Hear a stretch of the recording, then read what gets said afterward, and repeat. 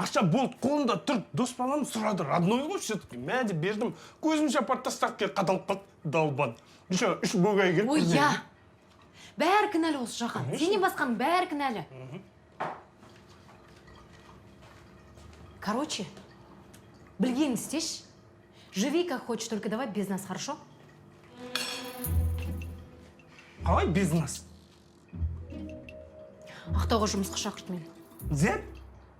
Ақтауға жұмысқа шақырт деймін. Мәншікті алып кетем өзіммен.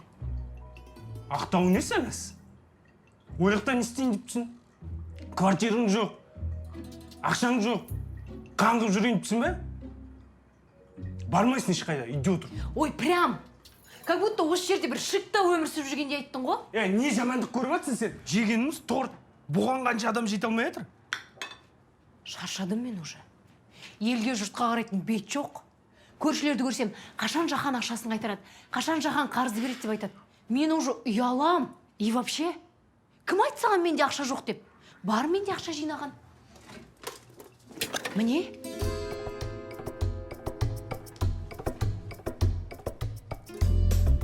Жаным, негізі шамалы шыдаған дұрыс.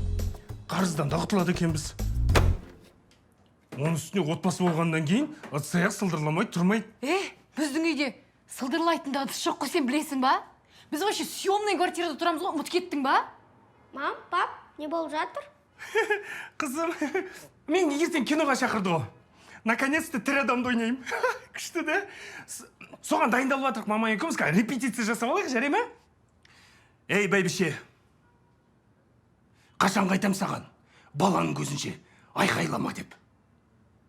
О заманда бұл заман, кетем дегенің, қайсасқаның. Оттағаса, мен бәрін шешіп қойдым, оттағаса. Шаршап кеттім осының бәрінен, оттағаса.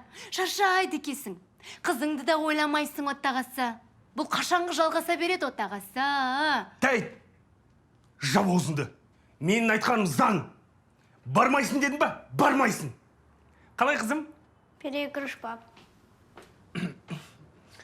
И вообще осы каждый раз... Қызым, саным менің зірегім. Әкем,